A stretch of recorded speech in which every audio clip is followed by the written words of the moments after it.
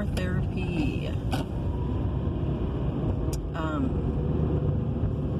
Going into just past the first year of grief with having lost my son, and now having to process that, because, and I say now because that first year you're really not processing a whole lot, you know. You're just getting through every day. You're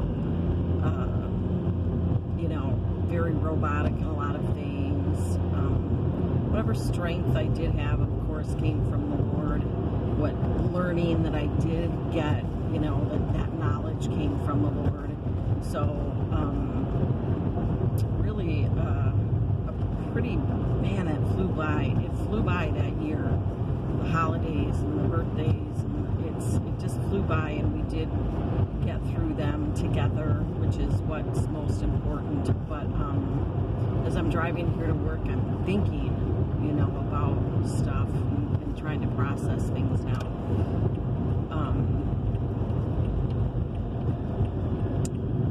While you can go through your day with, a smile on your face and try to make a difference in all kinds of ways. And man, I seen the Lord work so much this last year, so much. I really did. He touched our lives in a lot of ways, spoke to us in a lot of ways, and showed up in a lot of ways, which is amazing. But in thinking about the grief itself and processing it, sometimes you feel like, you really aren't getting anywhere in it. Every time your heart cries, you feel like, I'm not getting anywhere in this grief. But you are. And I'm thinking to myself about some people that, are on the other side of some of the not so fun stuff that we've had to deal with this past year, and which is a lot of what I'm working through right now, because I don't want to have those feelings of hatred or anger or blame or any of that stuff, because none of that is healthy. None of it gets us anywhere, and it's of course not a way of God in any way whatsoever. So I pray, and I'm working through that, and I pray for every one of my family members and to work through that as well.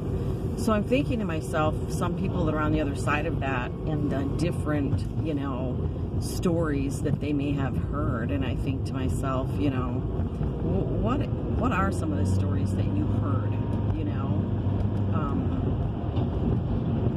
that would make you think that any of the things that occurred were okay? And, if you knew the truth of those things, I don't think you would feel the same way or think the same way about some of the people that are on the other end of those stories. So I think about the grief in itself, So pick one of your kids, just pick one of your children and think, about being without them. I mean, that's painful. It's painful. And it doesn't matter. It doesn't matter in what way that happened. It doesn't matter if they took their own life. It doesn't matter if they died in a car accident. It doesn't matter if they overdosed. None of those things, in the way that your loved one or child may have died, none of those change the pain in your heart.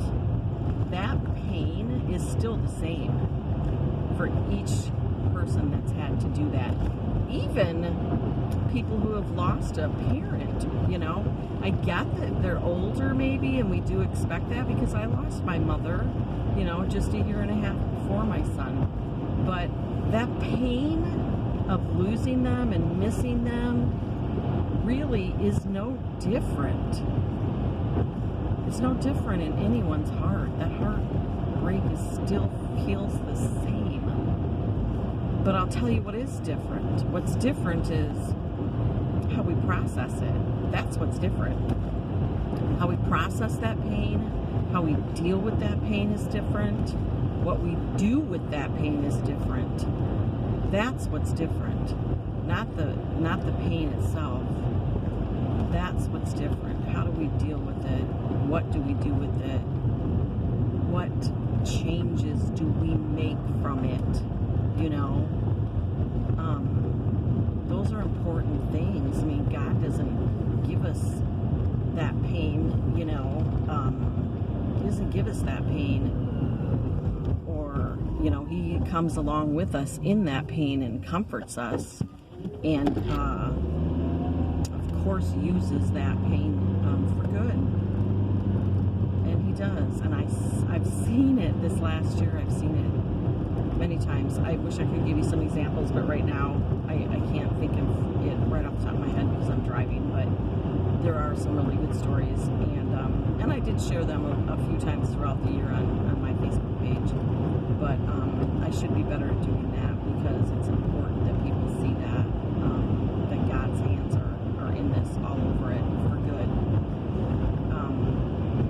Is it what I want? I want my son. That's what I want. Very selfishly, I want my son. I want that. I want him for many reasons. Not even just for myself either.